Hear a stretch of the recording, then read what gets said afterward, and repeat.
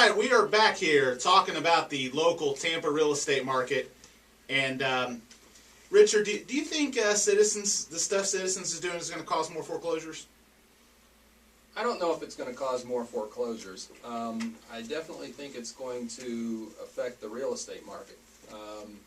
There's just so many, it's almost a mountain of regulations that you have to go through now in order to get a policy with Citizens. And it really makes it difficult because in certain areas that's all that's available to buy, and you have to jump through so many hoops in order to try to put that policy together. And you know, something that the realtors don't see is many times, even after that house is closed, the agents are still dealing with the regulations and having to go back and verify this and provide documentation on that, sometimes months afterwards, just to keep that policy in effect and prevent it from going away. So. And that's one of the challenges that we see in the market right now, especially with so many distressed homes, short sales, and foreclosures, and some of the requirements for homeowners insurance haven't changed, despite the fact that it's pretty clear that the condition of homes today is worse than it was a few years ago, because you have so many people who are not maintaining their homes, and then they're either going back to the bank or they're getting picked up in a short sale. And it's definitely caused some problems. I mean, we've seen deals teeter, and we've had deals fall apart over insurance.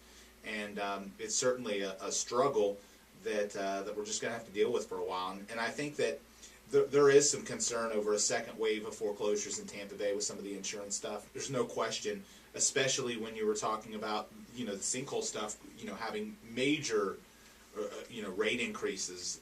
There are people that are probably right at the verge of saying, forget it, just take the house back. And when you go and say, okay, your homeowner's insurance is going to go from $1,000 to $5,000, that's the straw that broke the camel's back. They're just going to walk. There's no way they're going to pay that, or then they can afford to pay that. So I could see it causing more foreclosures. I'm hoping that it's not significant, but there's no doubt that it's having an impact. So again, you're listening to the Duncan Duo Real Estate Show. You can call us with your questions at 813-990-WFLA in Hillsborough, 727-461-9352 in Pinellas, and toll free 1-800-969-9352. And if you're into social media, check us out on Facebook or YouTube.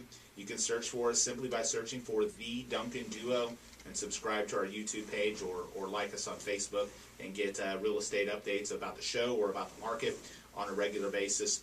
So one of the other topics I wanted to talk to you guys about today, and again, this goes with, kind of the topic and debate of today. There was an article in the Trib last week about a man that, about to lose his home over Citizens Insurance roof rule. And I think the deal was that, he the 4-point couldn't be passed because he needed a new roof.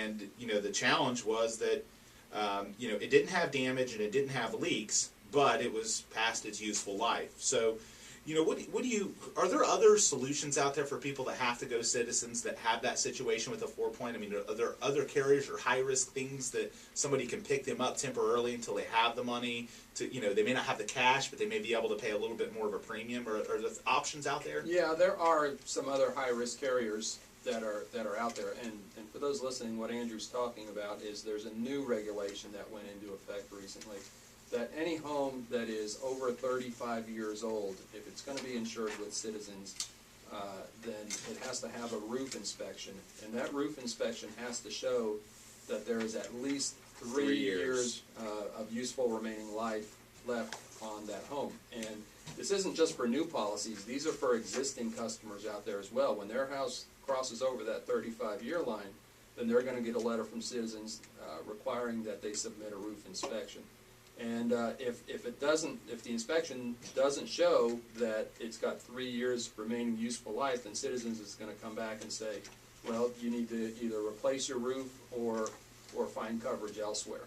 And there are some high-risk carriers out there that will go ahead and insure the house without requiring an inspection, but it's going to be substantially more in premium. Well, an example is, we've had deals fall apart recently where we were told a 4-point couldn't be passed because the roof was old, and wanting the seller to take care of the repair prior to closing, and it was a situation where the seller just didn't want to do it, would rather lower the price or give some sort of closing cost credit than deal with the repair. So what you're saying is there may be a solution out there where the buyer can get a higher than typical insurance cost to get the closing done, and then after the fact, the credit from the seller to buyer take care of the roof repair and then get their insurance lowered after they take care of it. Yeah, there's a couple of options. That they can go ahead and get the policy with the other company. Obviously, it's going to be a little bit more expensive.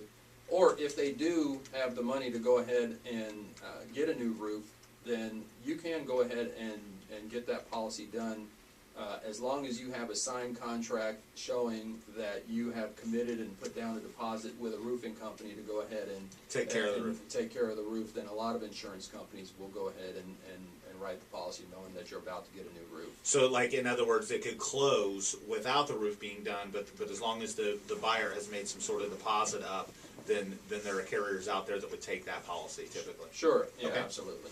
And Randy, we talked about the 3-year rule with roofs. How can you tell when you're inspecting a home, how much the life is left in the roof? I mean, is it shingle wear? What are the things you're looking for to determine how much when you're doing a 4-point? Right. And that's a tough call because there are so many different types of roofs. But as far as a shingle roof, yes, we're looking at how the roof ages, and that's generally the degranulation of the roof. As the UV rays of the sun break that roof down, the granules wear off over the years, and it becomes more and more exposed to deterioration. And so we look for that degranulation or evidence of leakage, and missing shingle tabs as the shingles age, they become more brittle. So all of those are indicators that it's nearing the end of its useful life, we call it, and we try and put industry averages on them. If we know when the roof was initially installed, if it's a 3-tab, typical shingle roof, we're going to say, somewhere around 15 years is going to be the end of its useful life. So if we know it was 14 years since it's been replaced, It doesn't have 3 years left. that's right, Yeah. and we're going to Gotcha. be within that time frame.